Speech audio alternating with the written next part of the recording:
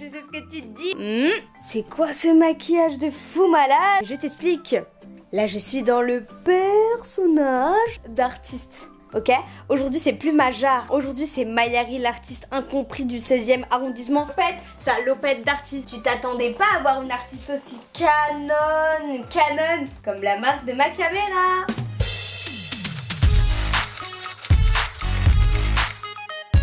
Salut les beaux gosses! J'espère que vous allez bien en ce début d'année. Moi mon début de janvier s'annonce très bien. Mon objectif du mois de janvier c'est de redécorer cette chambre. Vous voyez tout ce noir là? Il va disparaître. Je suis en train de tout faire tomber.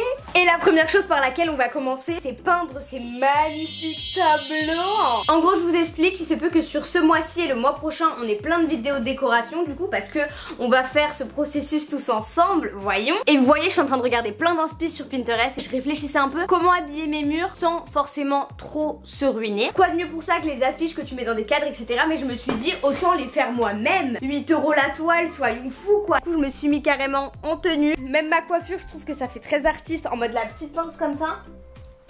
Les petites lunettes là sur la tête. Il manque plus qu'une petite cigarette en mode... À la base, je voulais partir sur une vibe comme ça. Et du coup là, le planning, vu que je suis pas une artiste et que de toute évidence, je vais pas vous faire un tuto de peinture, je vous ai demandé sur Instagram de m'envoyer tous vos petits problèmes, vos petits tracas, les choses qui se passent bien dans vos vies en ce début de 2023. Apparemment pour vous donner des conseils, mais bon, on se connaît, si vous écoutez mes conseils, je sais pas si on va bien commencer l'année, donc on part du principe que je vous donne des conseils, mais légers, hein. Tu dis est-ce que le conseil c'est un conseil de merde? Limite tu demandes à ta maman, on va papoter pendant que l'art sort de moi. Il me reste plus qu'un ongle, mais il va nous être utile pour dégommer le matériel. Je vais installer mon plan de travail, j'arrive tout de suite. Youp! Quand des couleurs elles sont transformées comme ça, c'est quand même les couleurs primaires ou pas? Au début je me suis dit est-ce que je commande des pinceaux de peinture? En vrai de vrai je peux prendre quelques pinceaux que j'utilise pas dans mon make-up et hop. Puis après je me suis dit mais non, on va investir, on est une professionnelle. Du coup je me suis enfin décidée, vu que c'est des grandes toiles, j'ai prévu de faire ces deux œuvres là. Je sais pas si je suis en train de faire les choses dans le bon ordre, j'espère qu'elles iront avec ma décoration finale. Et sinon au pire, je la ferai gagner à quelqu'un. Dans 10 ans, mes œuvres elles vont valoir beaucoup d'argent. Il est où mon téléphone? Parce que sans mon téléphone je peux pas lire vos problèmes là. J'ai pas trouvé une règle mais j'ai trouvé une fiche avec des vieux objectifs que j'ai écrit à l'époque où j'étais avec mon ex. On va utiliser ça parce que c'est un peu de la merde donc voilà. On va commencer avec les problèmes. Les problèmes. Je rentre sur mon Instagram. D'ailleurs si tu ne me suis pas sur Instagram, je ne sais pas ce que t'attends. Apparemment je vois que ici personne ne veut faire de l'argent, hein. La plupart des problèmes c'est l'amour, l'argent il n'y a aucune résolution en fait, voilà quoi. Mes deux ex reviennent, j'ai grave perdu du poids et mon business cartonne. What else? C'est un truc positif en fait. Je me suis dit attends, ces deux ex reviennent, elle a grave perdu du poids. Moi faut pas jouer avec mon cœur comme ça, hein. Moi je suis team, je perds du poids après mes ruptures, je suis grave dans le mal. Mais en fait toi c'est très bien le poids. Non bah écoute je te félicite. Tes deux ex, tu les mets dans la marmite, tu les réchauffes. Qui connaît ma story time de quand je péchotais deux mecs en même temps? C'est bon. Dit comme ça, vous allez peut-être me dire c'est pas bien, t'as joué avec leurs sentiments, après tu te plains des hommes. Non. Parce que dès le début j'ai parlé très clairement et croyez-moi qu'après le karma... Mais le karma il m'a pris, il m'a fait... Moi je suis là en mode... Je remets mes lunettes. Je suis fatiguée d'avoir toutes les responsabilités de la maison. À 14 ans, mes parents parlent pas. Quand tu dis que tes parents parlent pas, c'est qu'en fait tes parents ils parlent pas français. Et du coup tu dois traduire tout en fait. Je peux comprendre. Bah si je peux te donner un conseil, si tu parles français, au lieu d'être toujours là à traduire et à leur faciliter le travail, donne-leur des cours de français. Genre tu leur fais des petites fiches et que ça pourrait être bénéfique pour toute la famille. Mon dieu, qu'est-ce que je suis en train de faire? On dirait plus une maison là. J'ai l'impression que je vais rater ma vie parce que j'ai pas de bonnes notes et que je vais pas avoir le bac. Écoutez les mecs, je vais vous expliquer un truc. Je sais qu'à l'école on nous dit tout le temps il faut avoir le bac, il faut pas partir en pro. En fait il faut trouver quelque chose à apprendre. Il y a tellement d'autres façons de réussir sa vie qu'on ne montre pas à l'école. Si vous êtes en plein stress parce qu'il y a le bac, au lieu de stresser, bah tu révises. Et si tu révises, le bac tu vas l'avoir. Relax man. Donc juste exploite les autres possibilités qui s'ouvrent à toi. Si t'aimes être coiffeur, tu commences à faire des stages, tu parles, tu cherches des endroits, tu vas taper à toutes les portes et chercher des opportunités. On va dire une fois non, deux fois non, trois fois non, quatre fois non, mais peut-être qu'au bout de la 5e fois, on va dire vas-y viens, je t'apprends. Et après il faut avoir de l'ambition et peu à peu comme ça, t'ouvres ton propre salon. Enfin là je vous donne l'exemple du coiffeur, mais ça peut être avec n'importe quoi. Et dans 5 ans tu vas te dire mais putain pourquoi je stressais pour ça en fait. J'ai appris que mon ex-bail avait fait un plan à 3. Qu'est-ce que je devrais faire? Je pense que le passé sexual des gens, c'est quelque chose qui ne se demande pas. À moins que t'aies 14 ans. Dans ce cas-là, oui, c'est bizarre que t'aies déjà fait un plan à 3. Enfin, je suis désolée, à un moment à 14 ans, c'est pas quelque chose qui se fait, quoi. Mais si, ça y est, t'as eu un certain âge, en réalité, ce qui s'est passé dans le passé, s'il a décidé d'être avec toi, c'est qu'il a fait une croix sur tout ça. Question qu'on aime bien poser, hein. Mais on sait tous qu'après, ça nous fait du mal. Autant ne pas le faire. Regardez-moi ça. Franchement, c'est grave ressemblant à ce que je veux. Vous savez ce que je suis en train de me dire? Je sais pas comment on fonce du bleu. Je vais regarder. Mélange de couleurs. On va prendre un peu de bleu et on va rajouter du rouge. Ah non, ça fait du violet. Oh là là, mais en fait c'est chiant d'être un artiste, c'est relou. Ok, vous savez quoi? J'ai clairement pas assez de couleurs, je vais aller en acheter tout de suite. C'est bon, je suis rentrée à la maison, j'ai mon Mighty et j'ai mes gouaches. Donc maintenant, on recommence avec la peinture. Tadam! Hé hé, je commence à capter le truc. Une grosse attirance physique pour quelqu'un qui représente tout ce que je ne veux plus en amour. Qu'est-ce que je devrais faire? Passe ton chemin. Souvent, tu te dis ouais et tout, vas-y, j'arrête avec les mecs de cette façon. Et il arrive et t'es là, tu te dis mais peut-être que cette fois-ci... Non! Ah, non! La cagué, la estoy cagando. Ah! Ma maison! Donne-toi un temps pour toi toute seule, sois fidèle à toi-même, parce qu'après on se met à être fidèle à des gros connards. Fidèle à nous! Alors moi je pense que tu vas pas t'y attendre. Je suis partie rejoindre mon frère chez son pote à Paris pour le nouvel an. J'ai une bonne relation avec lui donc il allait être content. J'arrive à la gare le samedi soir, son pote me rejoint vu que c'était son idée. Et en fait il m'a amené dans un parc à Paris en mode love pendant 2 heures. Je savais pas quoi dire, du coup je faisais que dire quand est-ce qu'on va voir mon frère. On le rejoint du coup 3 heures après. Arrivé chez mon pote, je reste collée à mon frère. Son pote il est cool mais sans plus, je suis mineure et on a 50 différences. J'ai pas bu car j'avais peur et j'ai eu raison de pas boire car on a dormi dans le même lit. J'étais pétrifiée qu'il arrive quelque chose mais heureusement il ne s'est rien passé et le lendemain je restais collée à mon frère et j'expliquais tout ce qu'il s'était passé à mes proches et je n'aurais plus aucun contact avec lui a priori. J'ai pas donné tous les détails, j'ai raconté en bref mais j'ai eu vraiment très peur. Du coup pour le moment j'ai très mal commencé 2023. Mais mon ancien flirt et moi, on se redonne une nouvelle chance pour 2023. Donc ça commence bien quand même. Quand je vous dis là, je suis sur le cul parce qu'en fait, il y a plein de commentaires que j'ai pas lus. Et là, la plupart du temps, quand les gens ils me font des histoires filées, oh merde, oh merde, oh merde. Encore une fois, quand t'es une femme, malheureusement en fait, tu peux faire confiance à personne. Surtout qu'en plus, s'il a un 50 plus, il sait très bien qu'il a plus d'autorité que toi, donc c'est plus compliqué de dire non et tout. Je vais aller voir mon frère. Mais à part ça, je suis très contente que tu sois contente de commencer à parler avec ton crush et j'espère que ça va aboutir sur quelque chose de très sympathique. Quand même, on mérite pour rattraper un peu l'année quoi. J'aime mon ex, je suis bête ou c'est pas grave. Le plus important c'est que si tu l'aimes mais que vous avez décidé de chacun vivre votre vie dans vos côtés, ne va pas le chercher. T'as le droit de l'aimer mais aime-le en silence parce que les gens ils ont le droit de refaire leur vie aussi. Mais occupe-toi l'esprit, sors avec des copines, rencontre de nouvelles personnes et j'espère que 2023 te réserve un futur trop bien toi toute seule en mode gros célibataire. Je parle à un mec, il a l'air de bien m'aimer et on est très proches. Mais je sais pas si pour lui c'est de l'amitié ou qu'il essaye de me faire comprendre qu'il m'aime bien, je sais pas quoi en penser. Moi je vous dis la vérité, c'est quelque chose que je n'arrive pas à comprendre en France. Parce que moi, vous me l'avez déjà dit, donc je pense que vous m'avez cramé, moi j'ai tendance à sortir avec beaucoup de latinos. La plupart des mecs avec qui je suis sortie c'était des latinos. Et chez nous c'est très clair. À chaque fois ils te calent des petites phrases en mode hola mi amor, que más pues. Alors que les français, genre je comprends pas, enfin pas les français mais du coup les non latinos, les gens qui sont nés en France, c'est pas clair, c'est pas clair. Cale des phrases dans une conversation, voilà. Genre des petites phrases avenantes, s'il met des stories en mode BG tu dis waouh, enfin tu mets un petit like, tu vois des trucs qui font que vraiment vous êtes dans une étape de flirt. Et si tu vois qu'il continue, bah tu vois, j'arrive pas à me faire de nouvelles amies, j'ai repéré des filles qui ont l'air cool, mais comment leur dire?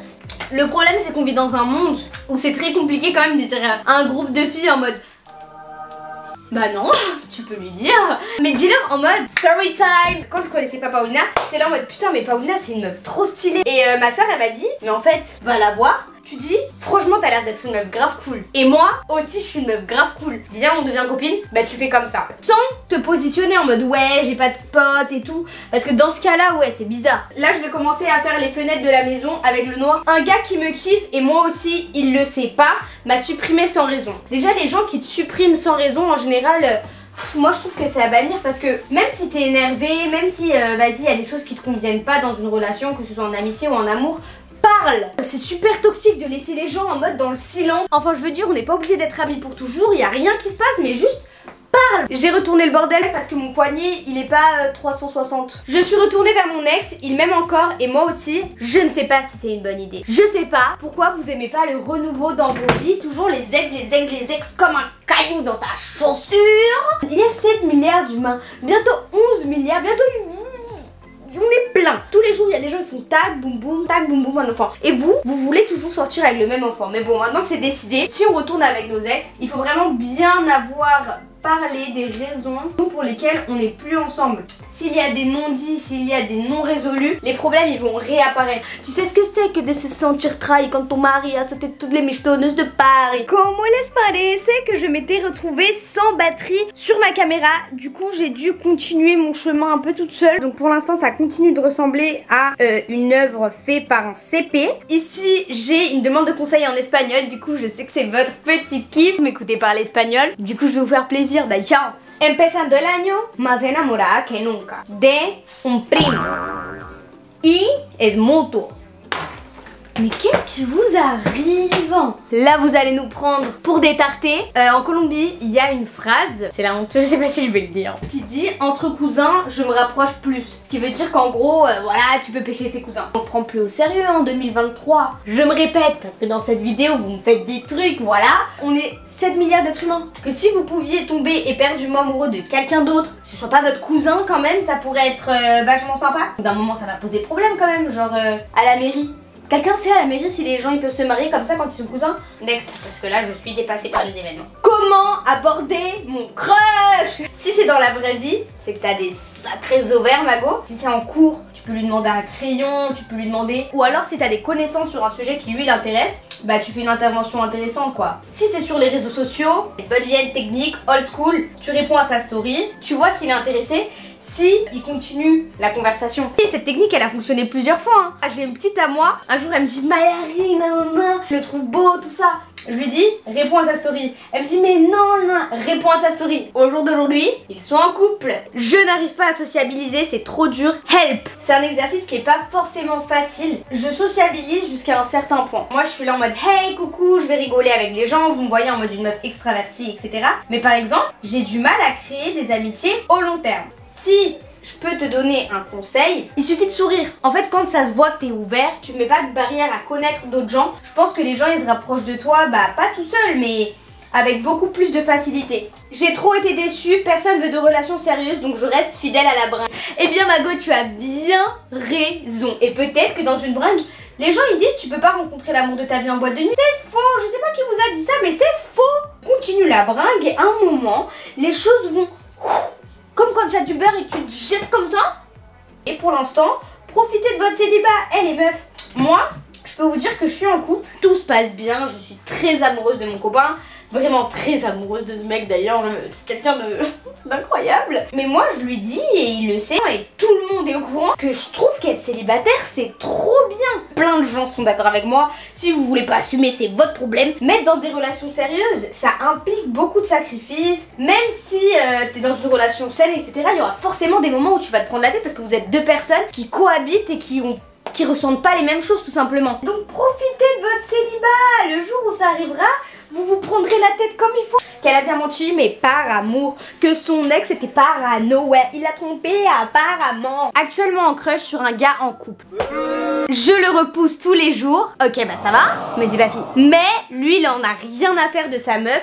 Il l'a déjà trompé et il fait que de me tendre des perches. C'est trop dur. Sororité first, donc il se passera rien. Mais vraiment on est amené à se voir tous les jours donc c'est super dur. Si c'est que physique, Sincèrement, des mecs beaux, il y en a plein. C'est pas nécessaire de faire de la merde dans le couple d'une meuf. Enfin, pas de faire de la merde parce qu'apparemment c'est déjà la merde. Si t'es en crush parce que tu le kiffes vraiment, que tu kiffes sa personnalité, mais arrête d'être en crush. Et ok, c'est un conseil de merde. Ce que je veux dire, c'est que tu te rends compte que le mec il en a rien à faire de sa copine, il respecte pas une femme, genre il te cherche alors que tu le repousses, etc.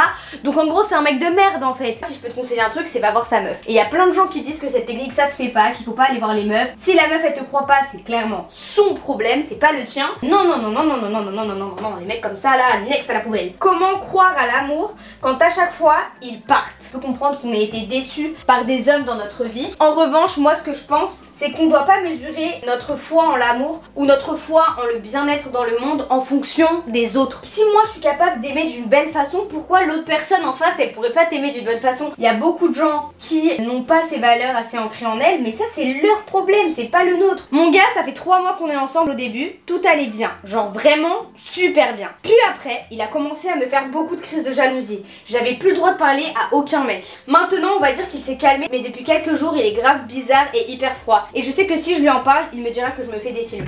Il y a trop de trucs qui vont pas dans ton histoire, Mago. Je te crois totalement parce que je sais que ça arrive, mais il y a trop de trucs qui vont pas. C'est-à-dire que le mec, déjà, il est hyper jaloux possessif. Au début, ça peut être de la manipulation pour te faire croire que c'était quelqu'un de bien. Et après, il montre sa vraie face. En plus de ça, il devient distant sans parler avec toi. Et si toi, tu lui parles de ton ressenti, tu me dis qu'il va te faire passer pour une folle. Franchement, cours. À partir du moment où un mec te dit t'es folle, la porte, mon gars, la porte. Je suis amoureuse.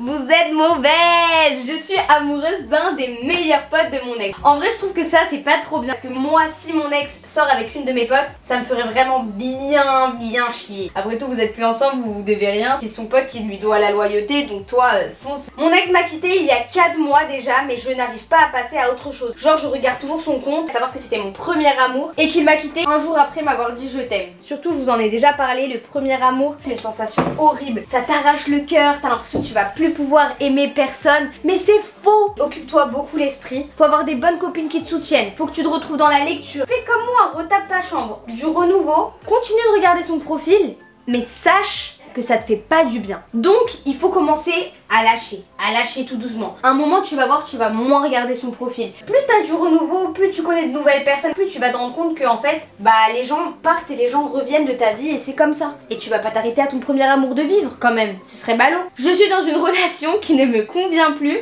mais je reste quand même. Là c'est la nouvelle année, c'est vraiment le moment de se débarrasser de tout ce qui ne te convient plus. Si c'est par peur de blesser l'autre personne, je pense qu'il y a rien de plus horrible qu'être avec quelqu'un qui est avec nous par pitié. Il est revenu après 3 mois alors que de base il m'a dit que c'était fini. Et du coup maintenant on reparle. Pourquoi un mec revient après 3 mois généralement alors qu'il t'a dit que c'était fini? L'histoire, c'est qu'avec mon premier amour, on revient sans cesse l'un vers l'autre. Sauf que cette fois-ci, je suis tellement perdue que j'ai peur et du coup, je sais plus quoi faire. Quand des relations, elles n'en finissent plus, mais elles n'aboutissent jamais à rien. C'est votre premier amour, il y a du respect l'un envers l'autre, vous avez vécu beaucoup de choses, mais à chaque fois, ça marche pas. C'est qu'à un moment les choses elles veulent pas marcher. T'engages pas de vraies relations parce que tu sais que d'un côté il y a ton ex dans la marmite qui va peut-être revenir à n'importe quel moment. Enfin sincèrement c'est pas simple. Faut laisser les gens continuer avec leur vie. Mon copain colombien est trop loin de moi et on peut jamais se voir. Force et honneur parce qu'en Colombie on dit souvent amor de lejos, felices los cuatro. J'espère que vous n'êtes pas 3. Le but c'est d'être 4. Je rigole. Je suis amoureuse d'un garçon qui a 20 ans, moi j'en ai 14. Alors j'ai pas envie d'être l'adulte qui va dire aux adolescents comment se comporter, qu'est-ce qui est correct et qu'est-ce qui ne l'est pas. Je vais juste vous raconter mon expérience. Il se trouve que moi j'ai toujours été très mature et dès mes 14 ans, bah, ma meilleure amie elle en avait 18. J'étais dans un monde de grands, j'allais faire la fête. Dans mon éducation on a décidé de prioriser le fait que je vive ma vie en étant accompagnée que de me laisser faire mes bêtises toute seule. Parce que j'en connaissais plein à cette époque-là qui avaient mon âge et qui allaient sortir en soirée, qui allaient sortir en boîte de nuit, mais qui allaient se bourrer la gueule, qui allaient pas prévenir ses parents. Maintenant j'ai toujours eu une très grande capacité de discernement de si on manipulait, si on manipulait pas. Mais il y a des positions où je sais que j'aurais peut-être aujourd'hui dit non. Et à cette époque-là, bah, c'était peut-être plus difficile. Ce que je veux dire c'est que quand j'avais 14 ans, j'ai eu mon premier petit copain. Et il me disait tout le temps d'être discrète. Et moi je me forçais à être discrète, mais je suis pas discrète en fait. À 14 ans, je pense qu'on n'a pas encore le discernement suffisant pour savoir si ce genre de relation c'est sain. Après il y a des relations qui marchent hein, C'est possible, hein, peut-être que t'es très mature, je sais pas. Mais bon, après, c'est des choses que moi j'ai faites. Hein. Je suis avec un gars, mais il est trop attaché à moi. Et si je le quitte, je sais pas comment faire. J'ai trop peur de sa réaction. Parce qu'il est grave gentil en vrai et il se projette avec moi dans le futur. Et moi, ça me fait trop peur. Je sais pas pourquoi, souvent, les mecs trop gentils. Enfin, je veux pas te faire culpabiliser. Hein. Si tu veux pas être avec lui, tu peux pas être avec quelqu'un avec qui tu veux plus être. Mais du coup, dis-lui juste. Chacal, tu me fais peur. Genre, ça va trop vite. Moi, c'est pas du tout ce que je recherche en ce moment. Bye. Sur ce, j'ai fini. Attendez, j'ai pas fini. Sauf que je crois que j'ai besoin d'un Posca noir pour faire les contours. Et là tout de suite, bah je l'ai pas. Mais en attendant, tada, je trouve que dans cette partie là j'ai grave géré. Le fond aussi, c'est juste les maisons qui me... Donc peut-être que demain je trouverai avec le Posca noir le moyen d'arranger tout ça. Du coup je vais pas clôturer la vidéo, peut-être qu'elle est un peu longue. La deuxième toile je la ferai un autre jour et une autre vidéo avec de nouveaux problèmes. Demain quand je l'aurai fini je vous montre le résultat final.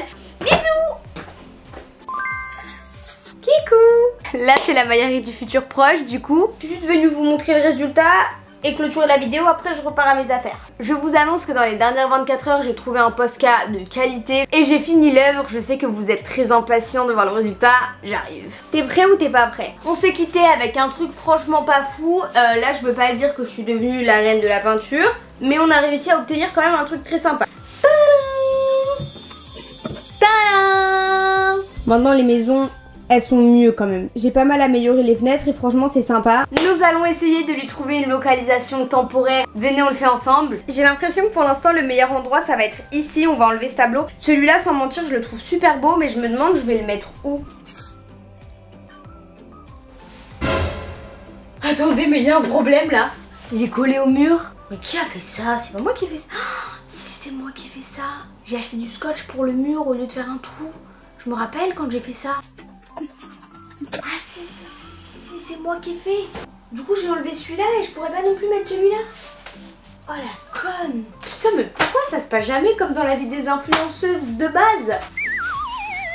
Bon bah après ce flop monumental, j'ai envie de te dire que cette vidéo touche à sa fin. Enfin voilà, n'hésite pas à me dire si ce format de vidéo t'a plu en commentaire. Franchement moi j'ai kiffé, je trouve que ça change un petit peu du format Dr Love basique. Si tu n'es pas encore abonné sur Instagram, je ne sais pas ce que tu attends. Et si t'as pas encore le réflexe d'être abonné sur cette chaîne, de liker, de commenter, ton 2023, hein. Si t'es pas abonné à moi, il risque d'être assez ennuyeux. En attendant, on se voit dimanche prochain à 16h30 pour une nouvelle vidéo. Bisous les beaux gosses.